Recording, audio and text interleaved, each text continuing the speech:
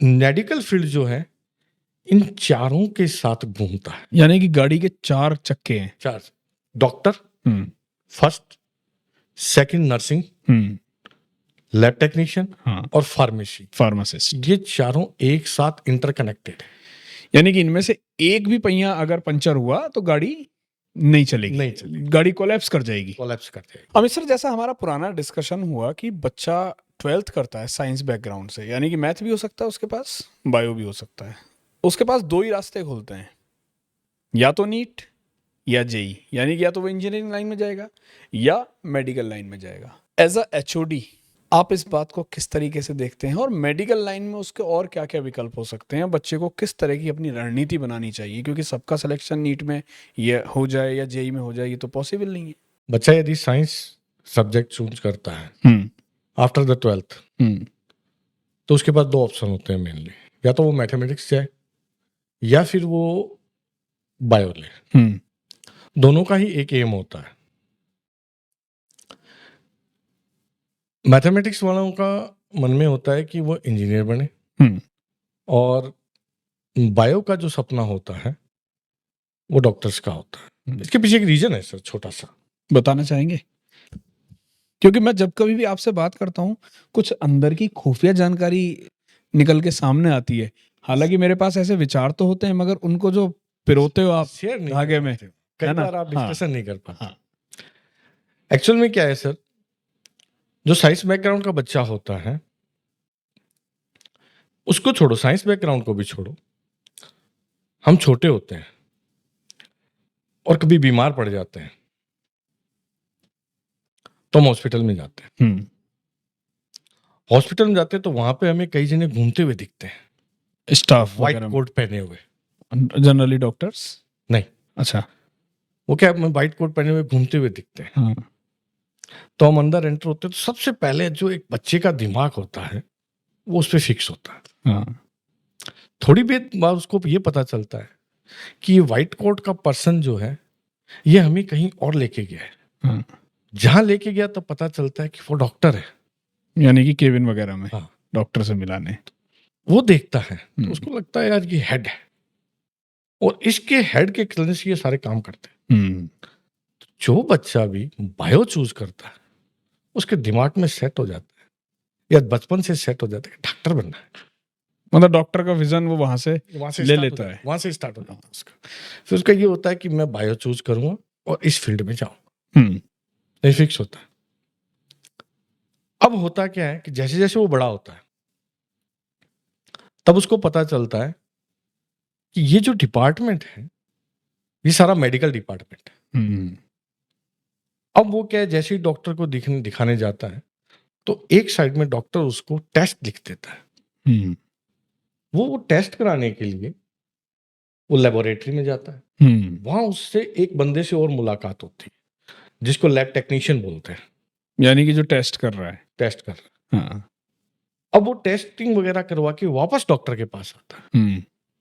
Doctors उन test के behalf पे उसको या तो एडमिट कर लेता है या फिर मेडिसिन लिख के दे देता है। बिल्कुल। जब वो मेडिसिन लिख के देता है तो उस एक और बंदे से मुलाकात होती है। वो मेडिकल शॉप पे जाता है तो उसको पता चलता है ये फार्मासिस्ट बैठा है, तो एक फार्मेसी डिपार्टमेंट से रूबरू होता है। यानी कि नई चीज सामने आती है। और जैसे ही अगर उसको ये कहें कि उसको एडमिट कर लिया जाए तो उसका जो पूरा ट्रीटमेंट प्रोसेस है उसकी देख रेख करता है नर्सिंग वाला। नर्सिंग। तो मेडिकल फील्ड जो है इन चारों के साथ घूमता है। यानी कि गाड़ी के 4 चक्के हैं। 4, doctor, first, second nursing, lab technician और फार्मासिस्ट। ये चारों एक साथ इंटरकनेक्टेड है। यानी कि इनमें से एक भी पहिया अगर पंचर हुआ तो गाड़ी नहीं चलेगी, गाड़ी कोलैप्स कर जाएगी। आप लोग, मैं समझ रहा हूं कि आप बड़े शानदार तरीके से आपने इस बात को समझाया। यानी कि मेडिकल फील्ड के बाद आप ये कह रहे हैं कि मेडिकल फील्ड में 4 अपॉर्चुनिटीज हैं, डॉक्टर बनने की, लैब टेक्नीशियन बनने की, नर्सिंग की, फिर फार्मासिस्ट की, और चारों ही एक गाड़ी के पहिए हैं और चारों की जरूरत एक दूसरे को रहती है, इंटरकनेक्टेड है। बिल्कुल कनेक्टेड। बिल्कुल। अब प्रॉब्लम क्या आती है सर? दोस्तों काफी मजेदार वीडियो रहने वाला है, स्किप मत करना। अगर आप यहाँ से इसको देख रहे हैं तो एक बार शुरुआत से इसको ध्यान से सुनना और फिर पूरा वीडियो देखना, काफी मजेदार रहने वाला है। ठीक है। अब क्या होता है सर, बच्चा साइंस बैकग्राउंड से आ गया, हाँ। जैसे ही 12th पास आउट हुआ, सबकी विचारधाराएं अलग अलग होती, पर कुछ बच्चों के मन में रहता है कि यार मेडिकल फील्ड में रहना है।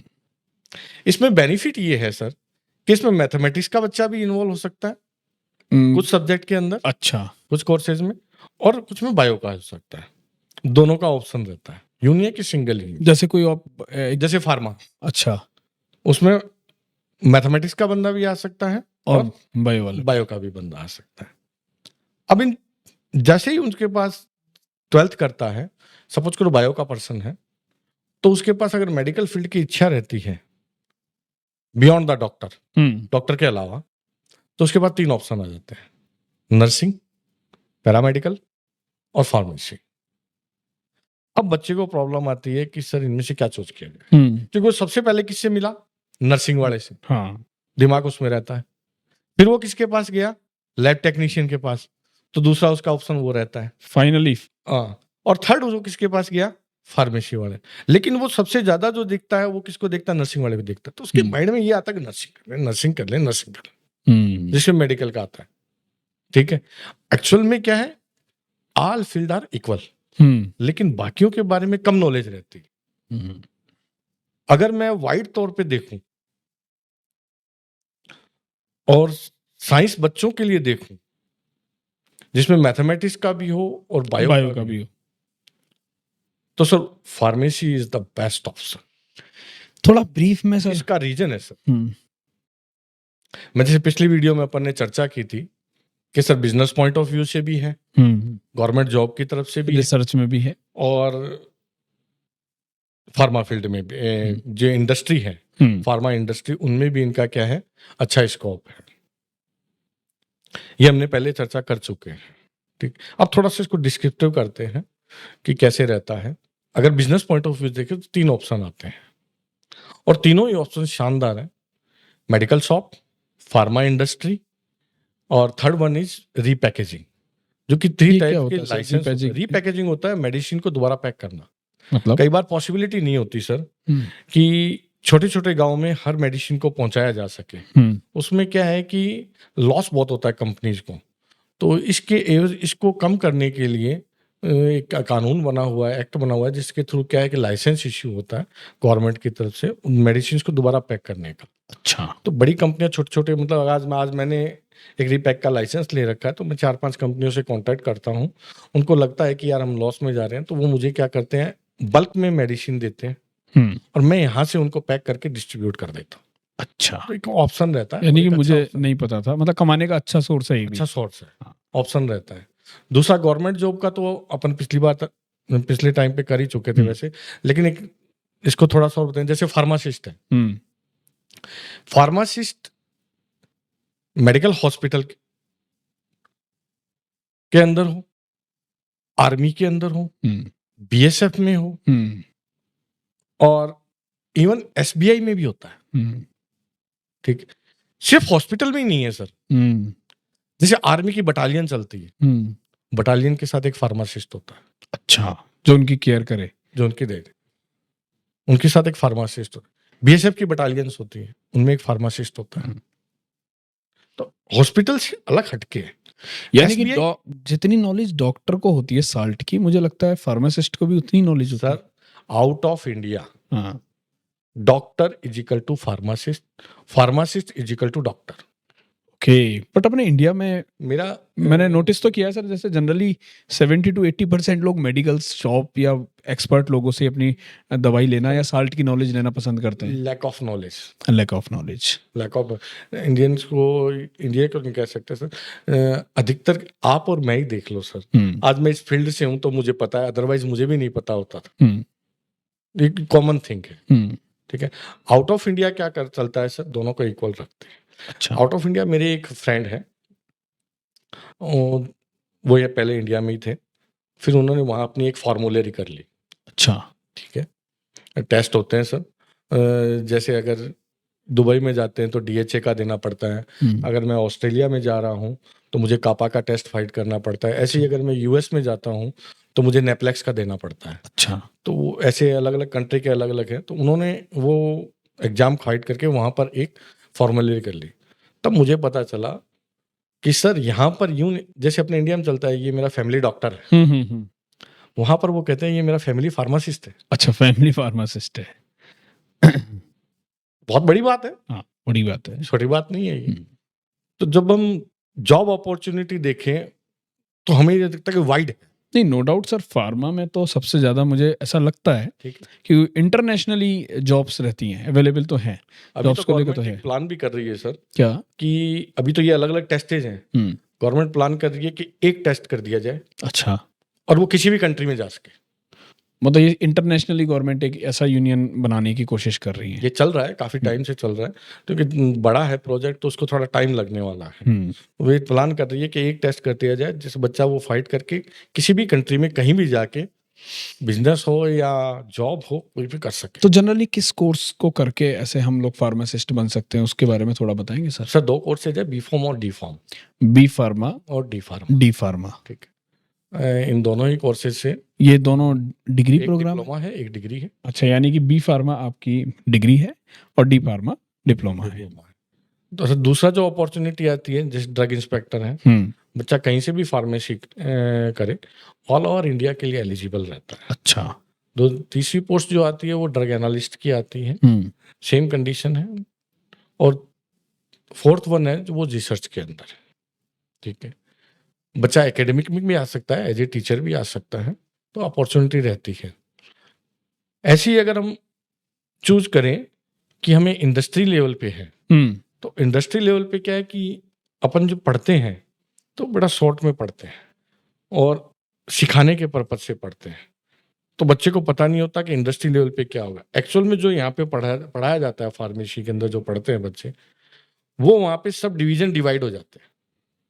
जैसे मैन्युफैक्चरिंग डिवीजन अलग, अच्छा, QC डिपार्टमेंट अलग, quality control department, QA department अलग, क्वालिटी एश्योरेंस डिपार्टमेंट हो गया।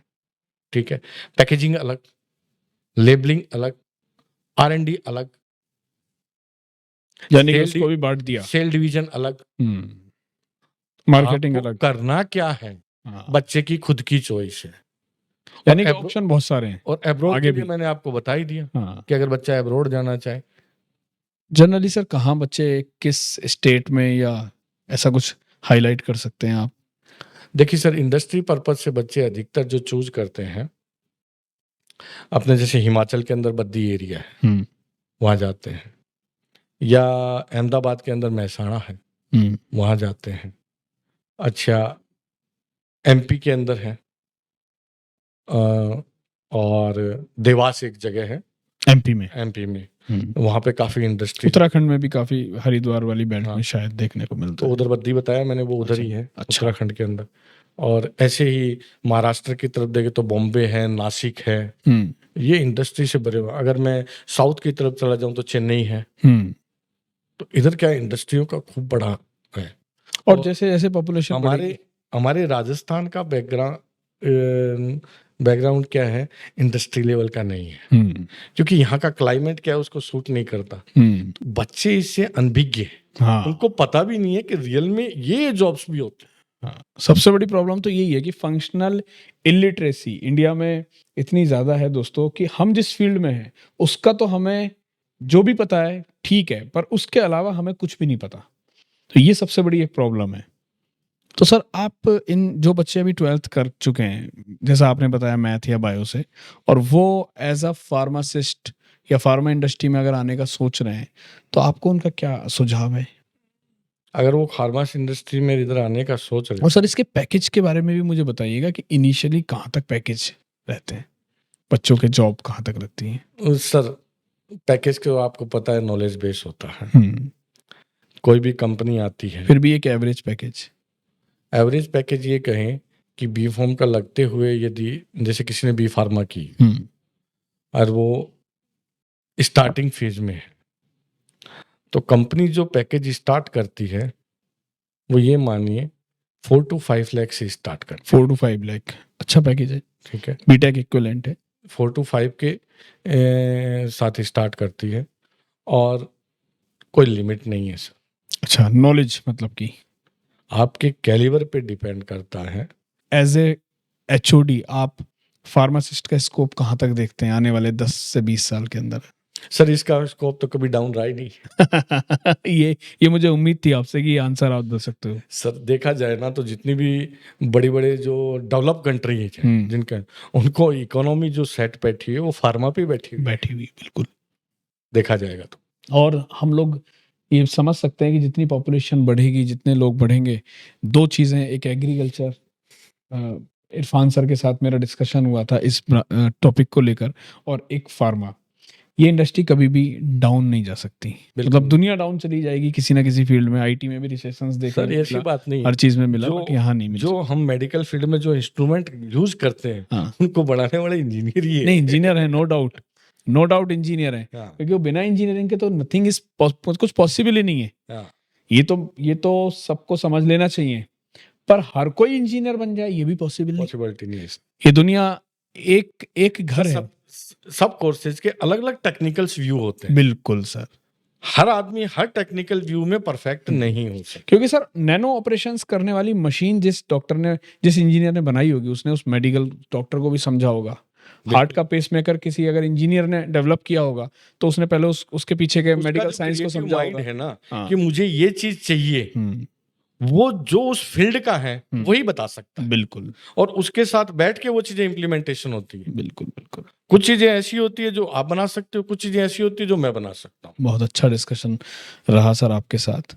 तो सर डिप्लोमा कितने वर्ष का होता है और डिग्री प्रोग्राम कितने? सर डिप्लोमा 2 साल का होता है, डिप्लोमा इन फार्मेसी, और बैचलर इन फार्मेसी 4 साल का होता है। 4 साल का, 4 साल, यानी कि एक 4 वर्षीय कार्यक्रम है जो डिग्री वाला है, और डिप्लोमा वाला 2 वर्ष का है।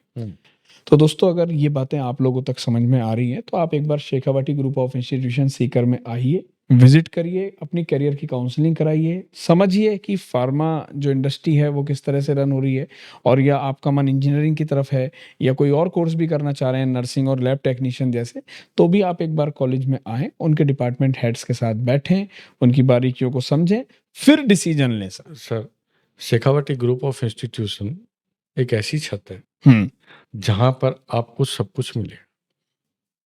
अगर आप वहां आते हो और काउंसलिंग के पर्पज से आते हो तो हर डिपार्टमेंट से आप मिल सकते हो। बिल्कुल, और पूरी तरीके से सेटिस्फाई हो। क्या कोई काउंसलिंग की फीस वगैरह भी रहती है? कोई फीस नहीं है सर, फ्री ऑफ कॉस्ट होती है। काउंसलिंग की सलाह की फीस कौन लेता है सर? खासकर अध्यापक नहीं ले सकते। अध्यापक तो किसी कंडीशन में नहीं ले सकता। देखो दोस्तों, उसका तो काम ही यही है। टीचर कभी प्रोफेशनल नहीं होते।